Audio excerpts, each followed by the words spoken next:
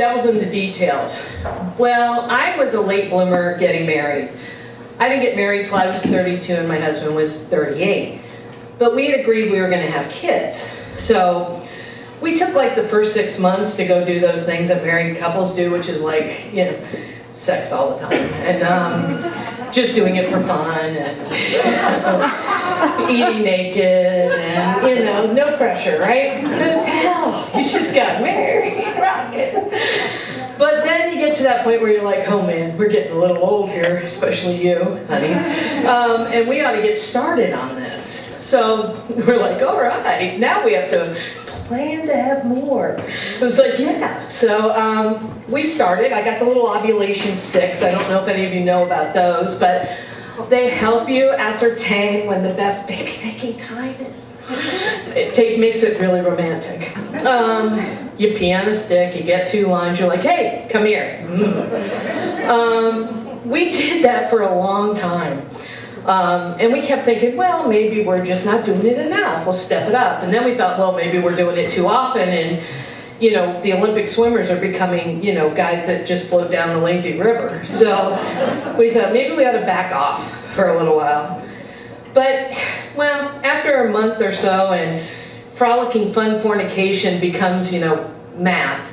And you start planning out and project managing your sex, and you're contorting your body into like 3/4 forward somersaults in order to tip your pelvis. You start to wonder if maybe there's more going on here than just bad sex. So, and slow swimmers. So we went and saw a specialist. And it turns out, yes, we had some lazy river guys. And we didn't have a lot of other stuff going on. So the doctor said, how about in vitro? It's all the rage. We do it here at Northwestern. Your insurance covers it. And we said, sure. He says, what we're going to do is we're going to basically shut down. We're going to flatline your ovaries. And then we're going to jack you up into overdrive with these hormones. And then you're going to produce all these eggs. We'll harvest them. We'll then evaluate them. And then we'll put the little guy in the inner tube in one of them. No problem. We got this. We got it. Sure. Yeah. Okay. After 2 inches of paperwork, and what do we do for the adoption rights for the leftover embryos we have? Did you ever? You can adopt them out. Sorry.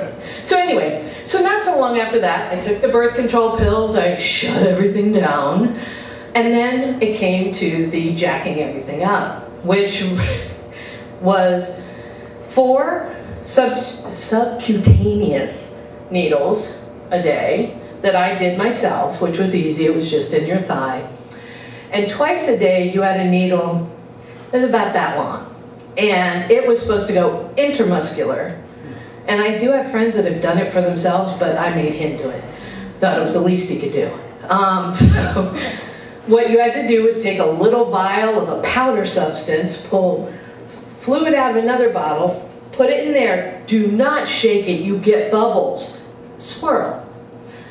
Then take that big ass needle, put a new needle on, sorry, gotta remember. Put the new needle on, stick it in there, and pull it out.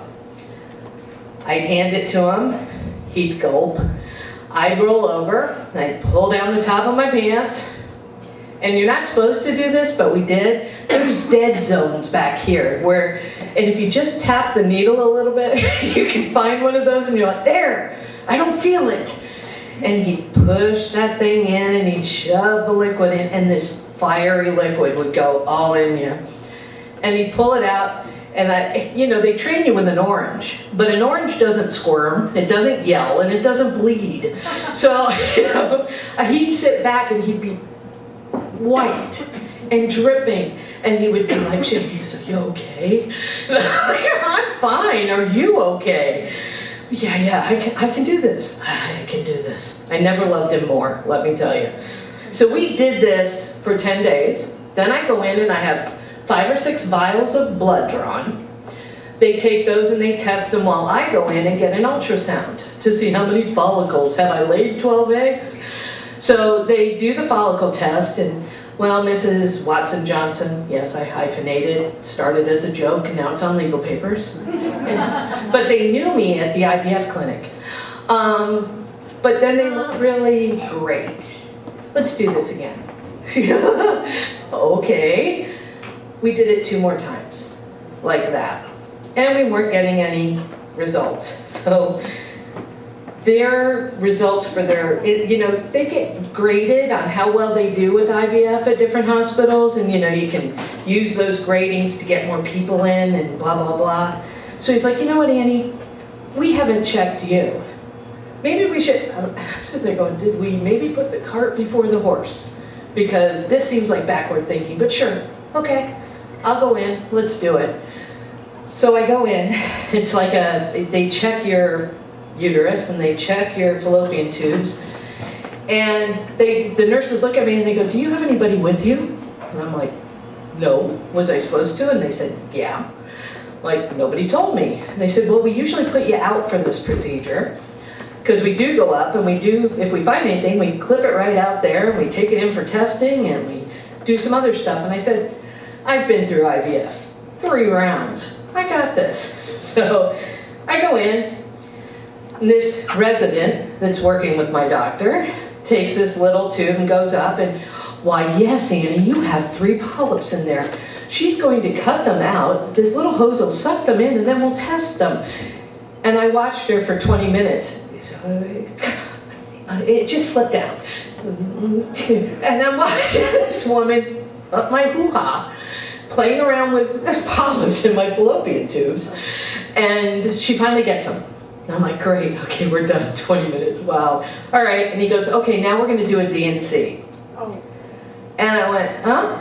Okay, sure. And they go, the nurses looked at me and said, no, you don't understand. And I said, sure I do. Remember, 3 IVFs, I'm good, I'm good.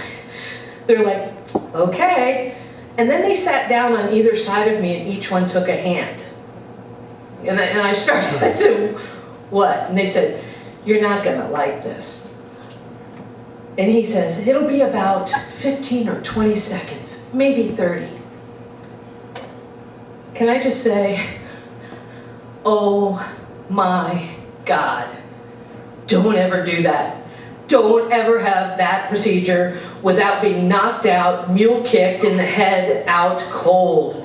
That was probably the worst thing, the worst pain I've ever had in my life. 20 to 30 seconds, and I just wanted to kick them in the head. So I'm laying there, I'm squeezing their hands, and I don't want you to ever know what that feels like. But it's only pain and suffering. There's no G-spot, I know that. Well, after a couple weeks, I go home, because I didn't get put under so I could drive home. I go back, we do the whole IVF thing again, and I go in and they're like, hey, you've got like 6. I'm like, great, that's good, right? And they said, but they're not really mature. You know, I think this is it for IVF. I went, okay. And they're like, maybe we should look into egg donation or a surrogate. I said, you know what? Let us think about that, because that's kind of a tough one. And about that time, some of you have seen me here before, you know, my mom got sick. And it was weird how it happened around then, but that became our focus for a while. It made sense. We had to take care of her. But when she was gone, I knew one thing, one detail. I wanted to be a parent. So we adopted. It took us a little less than a year. And if I should have brought my phone, because if you saw him, you'd say, he looks just like you guys. And he does. We got him at 4 days old, and Alex is the detail that was important. So, thank you.